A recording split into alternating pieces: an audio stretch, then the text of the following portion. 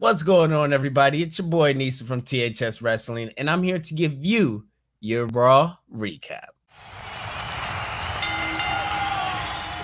It is the Raw right after Hell in a Cell, which turned into Hell in a Cell Part 3 because we had a Hell in a Cell match on SmackDown, we had the Hell in a Cell pay-per-view, and we kick it off with the New Day.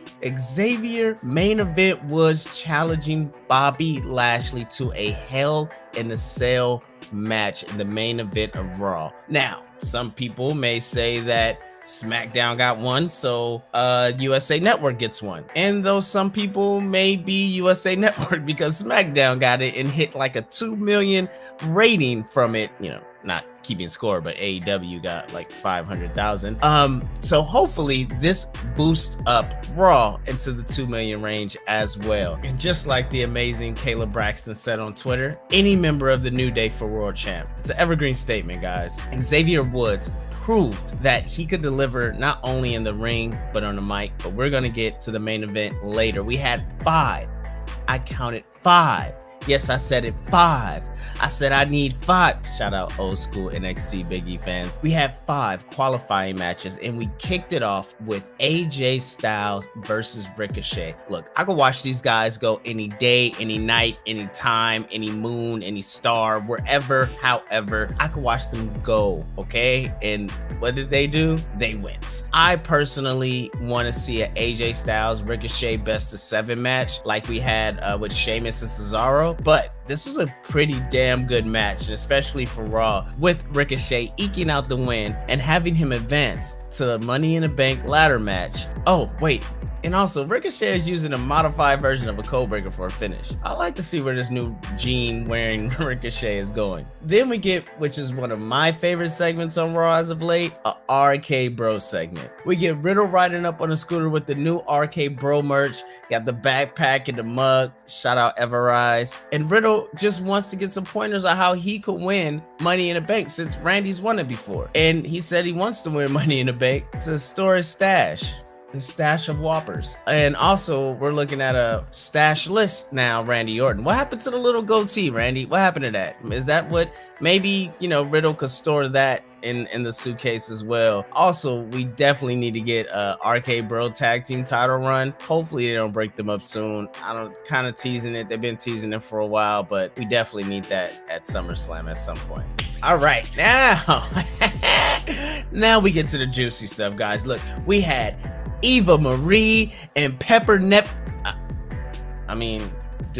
Eva Marie and Dulip versus Naomi and Asuka. And guys, when they announced this match, look, I thought that they were just gonna trigger the internet and they was gonna have Dulip beat Asuka and Naomi and then have Eva and Dulip in the women's ladder match for Money in the Bank, but they didn't, and it surprised me. And on top of that, Pepper actually acknowledged that Pepper is her name. She was her name. She's like, Eva said Dulip. I'm excited to see where they're gonna go with this. It really had my interest. At first I was just like, ooh, I can't wait till they get the internet riled up, because right now, like, watching the world burn is my thing. But you know, I think now they have something to sink their teeth into.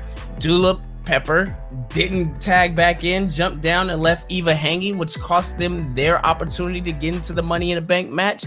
So now Naomi and Asuka are in the women's Money in the Bank match, which those are the rightful people that should be in it in the first place. So that's exciting. But I'm really, really interested to see what Eva does and Pepper does within the coming weeks, because we haven't seen Eva really wrestle.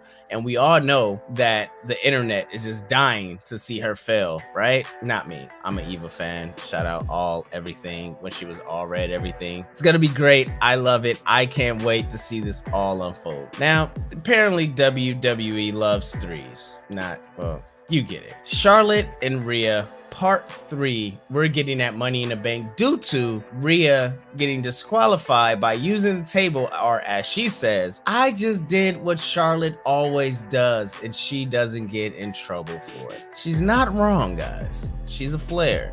She gets away with a lot. But will we see Rhea actually step up and to become that upper echelon champion? Bianca Belair and Rhea ascended at the same time, but one of those clearly stand out more than the other. And don't get me wrong, Rhea is an incredible talent. I really like Rhea, and since she's been on Raw though, I feel like it's been Rhea playing Rhea. Right? It just hasn't been the Rhea we all knew and love at NXT that showed up. Charlotte challenged her for the NXT title at WrestleMania that year. That's not the Rhea that we're getting now. We're getting a Rhea trying to find herself, and hopefully with this Charlotte run, Rhea could really sink her teeth into who Rhea Ripley on Raw is, because it'll really help the women's division and when somebody takes her down eventually and takes the title off her. Oh, hey guys, WWE also did a thing where they added to the long list of things that we never asked for. So great. All we asked is for the women's tag team titles to actually mean something. That's all we, I mean, and maybe, you know, for all the other titles to mean something. But Alexa Bliss has a new theme song, and it's really interesting that she just came in and body swapped Bray Wyatt's gimmick, the Fiend's gimmick, and now she's really running with it. And now she's mind controlling people. But also, on that note, on the long list of things that we didn't ask for WWE, what in the kick-ass movie is going on with Nikki Cross? I get it. I know we had Hurricane Hymns, we had the Molly Hollies, we had the Rosies, we had superheroes in WWE before, but Nikki Cross, do we remember on, and I don't want to keep going back to NXT, but do we remember on NXT when they had that fatal 4-way or 5-way for the women's title, and Nikki Cross was a standout person, and now Nikki Cross is dressed up like she's doing a co-star in The Boys and talking about for the Spark and Butterfly? I don't, look, they got the win. They're in the Money in the Bank ladder match. Great for them. But honestly, what is going on? Like, the women's division at Raw and on SmackDown are very thin since they released all those people within the last 6 months that shouldn't have been gone, and this is what we're getting. It doesn't sit right with me yet, but I'm hopeful that it comes out, you know, once we get some Money in the Bank, and then we got SummerSlam right away, and they're gonna have to put the cards on a lot of big matches on SummerSlam. So hopefully these characters could get over on a live audience, and we're gonna see that soon, because we're back, guys. We're back. We had Ali and Mansoor continuing to interact. We're getting in a strap match with Elias versus Jackson Riker. Something that, you know, Cody Rhodes, I'm sure, is filming over. Like, he's the only one that could do a strap match. But let's fast forward to the main event. Main event, Woods versus Bobby Lashley inside a Hell in a Cell with Kofi Kingston and MVP outside the cell.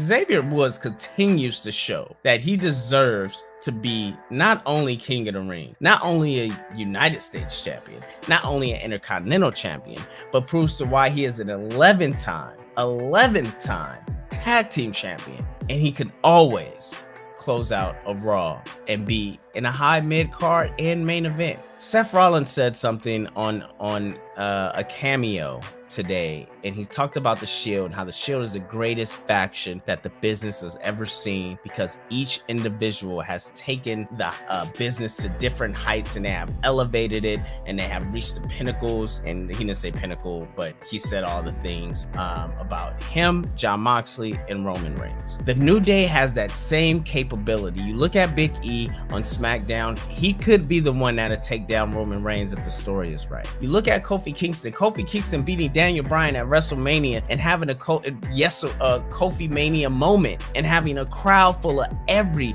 type of human being on this planet in tears. I was one of them. And then you have Xavier Woods that kills it on the mic, kills it with his ring gear, kills it in the ring, kills it on up, up, down, down, kills it on G4, kills it on everything he touches. Not to mention, he came out dressed as Rafiki, guys. Do we remember that?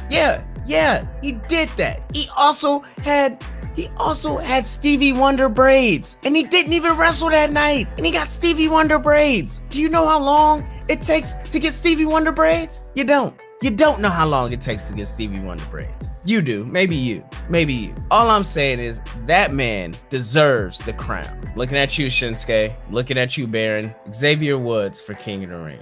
Look, that's been my Raw recap.